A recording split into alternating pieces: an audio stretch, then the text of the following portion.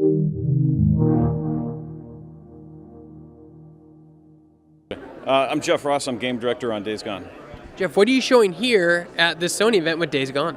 So we're showing the first opening part of the game when the player first gets into the open world after our kind of 45-minute opening narrative sequence that set up the context. So when the player gets into the open world for the first time, he starts in an encampment, which is one of these places where you can do jobs for these camps, and you build trust and you earn credits, and you can get weapon upgrades and bike upgrades through doing all that. And he does that by going out in the world, and at the very beginning he's got like a story job that he could do, which is for a friend, and he can do a job for the encampment, which is to go wipe out an enemy camp that split off from this encampment a little while earlier and kind of took a lot of resources with him. So he can go get that back and get trust with this camp and get credit so he can buy his first bike upgrade, which could focus on like fuel efficiency or the top engine speed for the bike. You know, he can, whatever the player wants to do, he's got the tools to go out and start kind of carving out his own experience. So what's it like seeing people like press play your game here for the first time? Because you had presentations before, but now people are actually physically hands-on the game.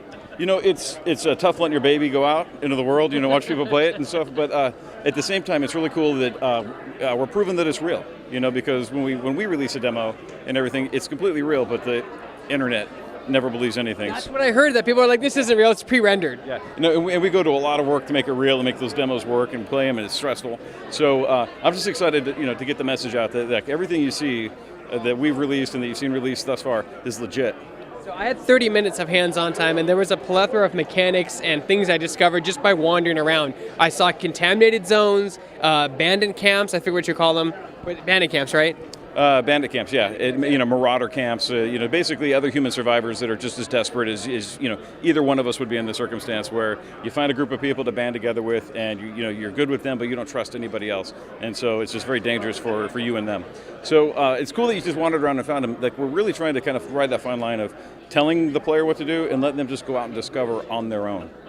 Now, talk about some of the underlying mechanics, because if you clear a bandit camp, something good happens. If you kill a horde, something good happens. Yeah, I mean, and everything's going to have a reaction in the world as well. So the player's obviously going to get rewards for doing either one of those. When you clear out a bandit camp, if it was a job that the camp asked you to do, you're going to get trust and credits with them. If it's a kind of enemy ambush camp, that's a more substantive camp, and it's got a lot more people. They're a lot harder to take over.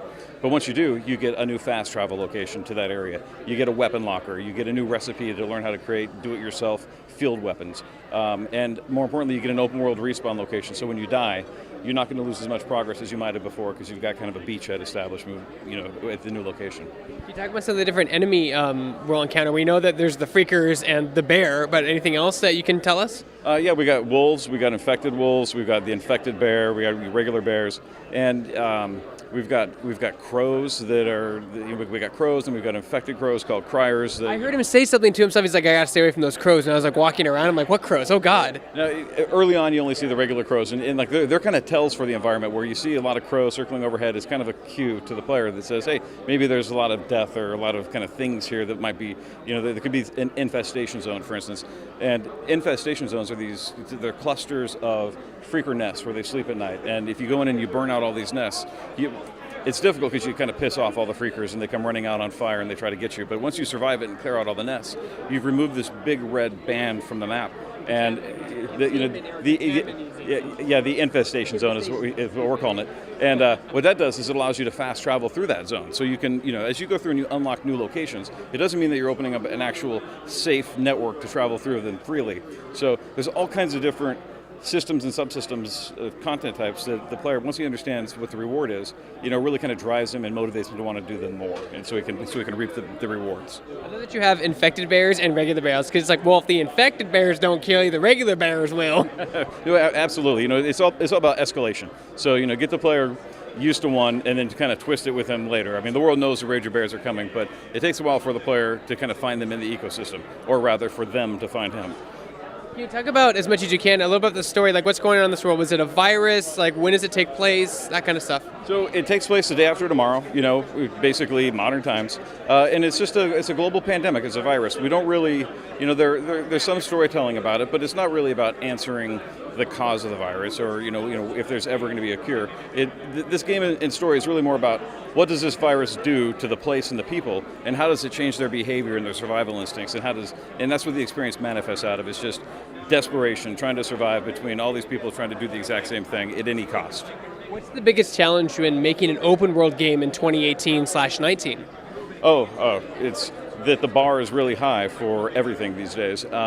And visually, to the depth of the interactions and systems, it's a lot of developers are doing this, and they're doing it really well. So I think that's the biggest challenge, is just making sure that we mark our territory, and then we deliver on the expectations. Is there a particular encampment or dynamic event or game mechanic you're most proud of? Yeah, I really love the ambush events. It's really counterintuitive for us to take the player, he's driving along in the world, and for us to disrupt that, to knock him off his bike, to hurt him, to have guys come out and almost murder him, and it's something where, even though it kind of goes against the grain of what players are usually used to, to me it really delivers on the fantasy of, in this world, what would humans do to other humans? How nasty would that be? And just let the player experience, and I think that it's a really big, it's kind of fantasy or wish fulfillment for the apocalypse genre.